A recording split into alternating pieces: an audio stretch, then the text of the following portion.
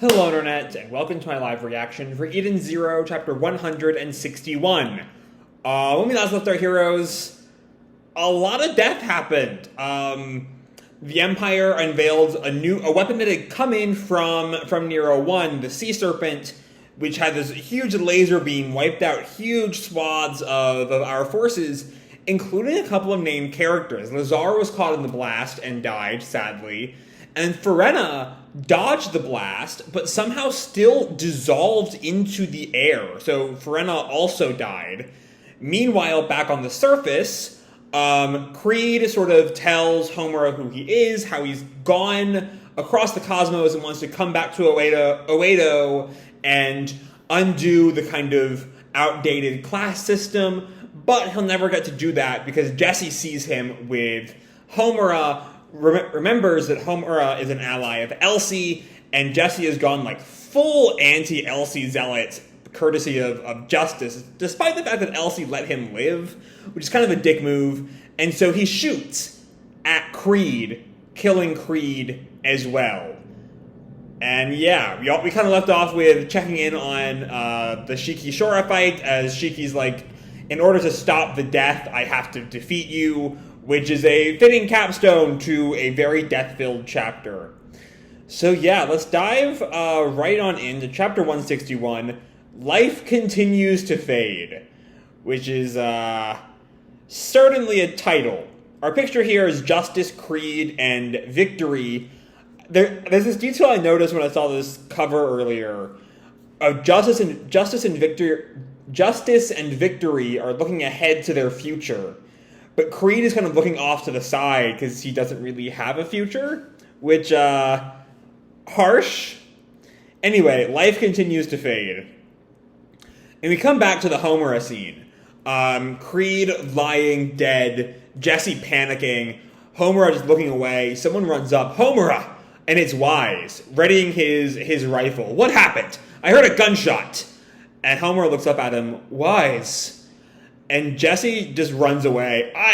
And he just flees. Wise calls out to him, hey! And then he turns back to Homura and sees Creed dead on the ground, looks at him. Who's this guy? And Homura sort of, I guess, closes his eyes, because his eyes were open, and then puts his glasses back on and just solemnly says, a friend from home. Everyone who gets close to me, every one of them, they all go away. And we see Wise just kind of stands there, not comforting her. Like when I saw that line, I thought it would be like a Wise Homura moment, but just kind of stands there, still kind of shocked at like the sight he sort of walked in on.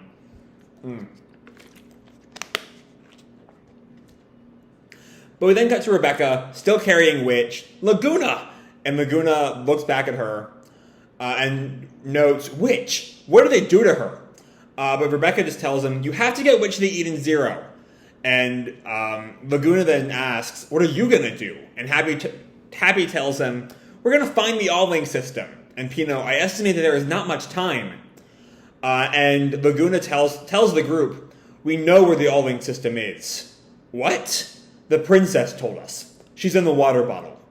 That's no... Does Rebecca even know about the princess? Because Rebecca doesn't respond at all, right? Not even wasn't the princess dead. She just has no idea who this princess is, but she's going to take it in stride. Moscow then chimes in. Apparently, it's not far from here. Moskoy. And Rebecca turns back to Laguna. You'll take care of Witch, right, Laguna? And Laguna then says, she's the one who linked me to all of you. You bet I'll protect her. So there's an interesting line. Because I've been predicting for a while that Laguna has some ulterior motive even now, beyond just Oasis. But that line there, she's the one who linked me to all of you, you bet I'll protect her. Either Laguna is lying on some level, not necessarily that he won't protect her, but lying that, like, he gives a damn about Witch, because of that linking me to all of you. Or Laguna is a bit more genuine than I've been taking him for. I'm not quite sure which.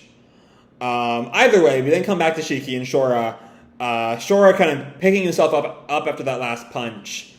And then Shora looks at Shiki. Shiki, you know what's going on at the temple right now? And Shiki asks, the temple? Yeah, the Empire's capital planet. My old man Nero and Ziggy are there, duking it out as we speak. And that shocks Shiki, who I think was still expecting Ziggy to show up here. Who do you think's gonna win? And Shiki kind of looks at him silently, and Shora goes on, my money's on Ziggy. I mean, it's all pretty much gone exactly according to my plan. And if my old man dies, all of the Aoi cosmos will be mine. And Shiki presses, is that what you're after? Hehehe. But frankly, who cares who wins the little geezer fight? The All-Link system connects every planet in Aoi. Even the temple will be under my control. And that kind of shocks and confuses Shiki for a sec. Did you know there are 20,000 electronically controlled Imperial antimatter bombs lying unused in the temple? Is he gonna just blow up the temple? Why? Just one bomb has enough power to turn a small planet to dust, and the temple has 20,000. And that, Shiki starts to put the pieces together there. No, you wouldn't. Ziggy, Nero, the temple. The All-Link system will do me the favor of wiping them all out together. They can struggle all they want, but I'll be the winner in the end.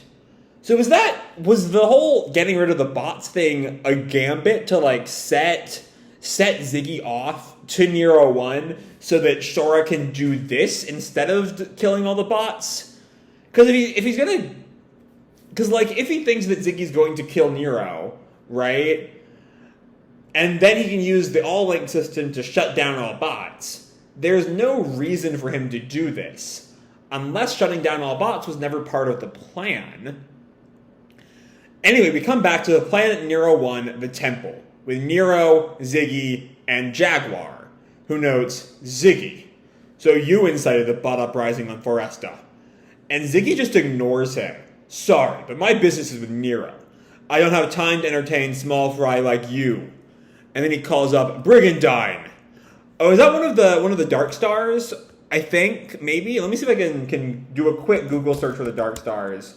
Let me see. Brigandine, large armor machine wields a big battle axe. That is one of the Dark Stars, who comes to fight Jaguar. The two of them kind of, start their fight. Ziggy just kind of taunts Jaguar. You can talk to my servant. And Jaguar sort of defends against Brigandine's attacks. Nero turns to Ziggy. You have not heard of Beast Lord Jaguar? Can't say that I have. He was once part of the Erasion Seis Galactica, a man beyond anyone's control. Then he joined the Erasion Seis Interstellar, and rose through the military ranks to become a captain. Okay. There's a lot there. Once part of the Galactica, and then joined the Interstellar. I feel like there's a story there. I don't know what that story is.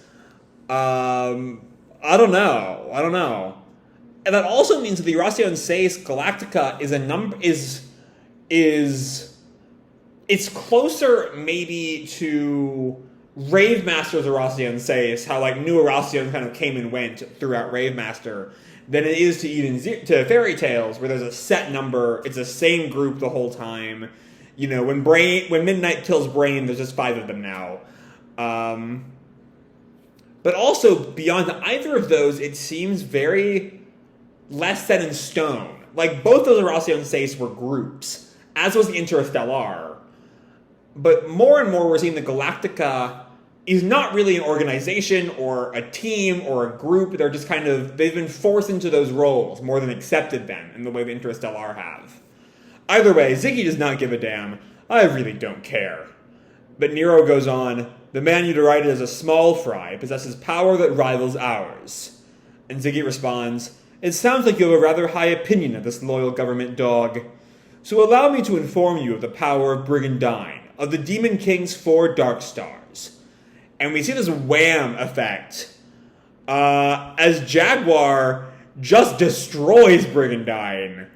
Once again, Jaguar is just taking henchmen and just taking not even henchmen, but named villain group members and just getting rid of them. I care less about Brigandine than I did about Fabiano. But yeah, Brigandine is just kind of destroyed, just to like showcase Jaguar's power. Which, like, good for Jaguar, I guess. And Ziggy doesn't really react much to Brigandine's death. And Jaguar glares at him. You said something about power. Oh no, but Brigandine gets up. There's this huge chunk of his body missing. And then he falls back to the ground again.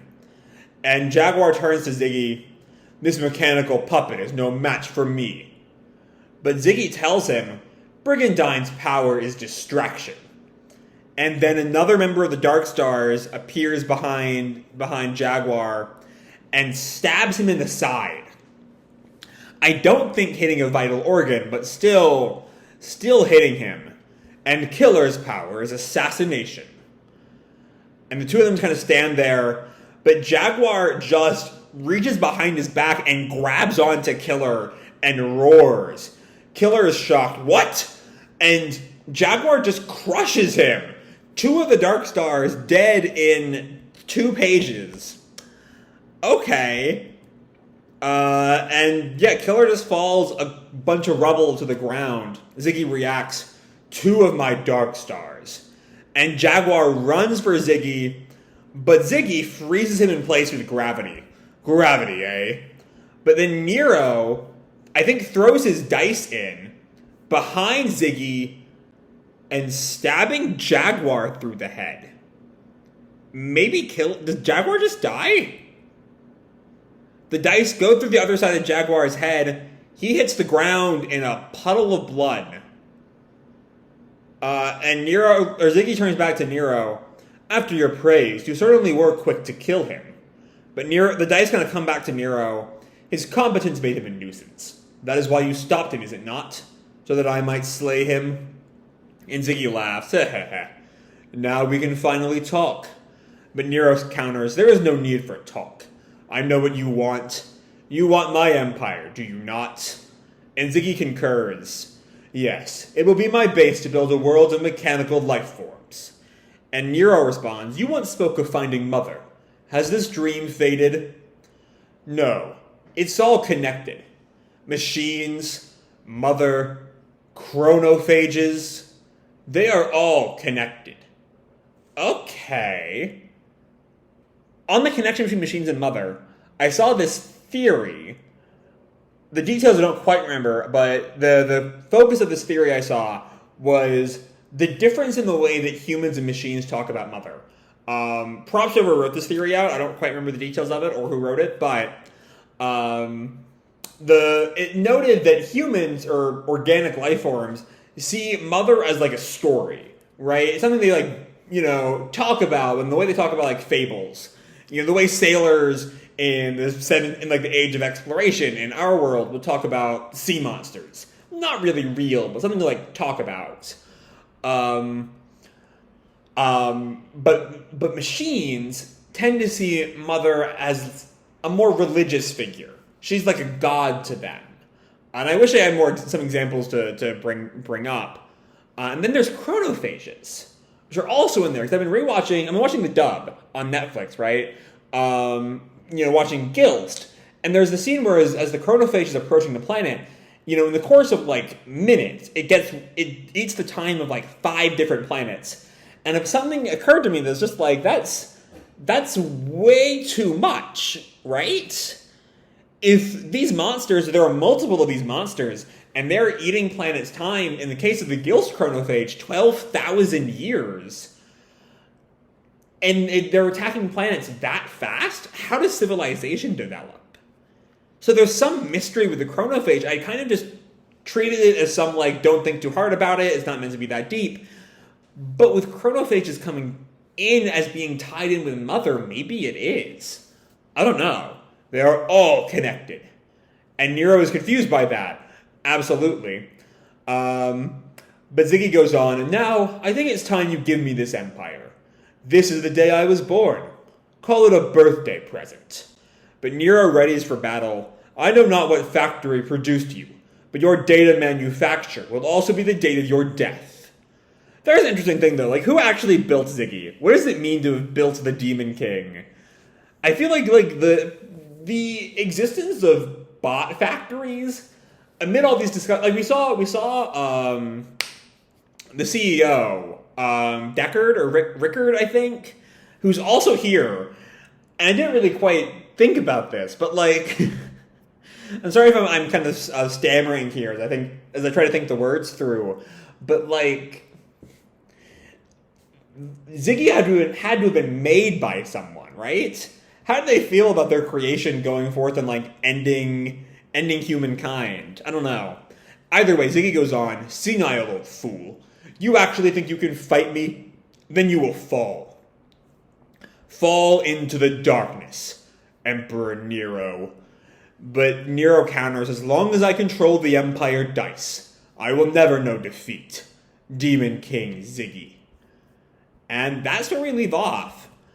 So, life did certainly continue to fade.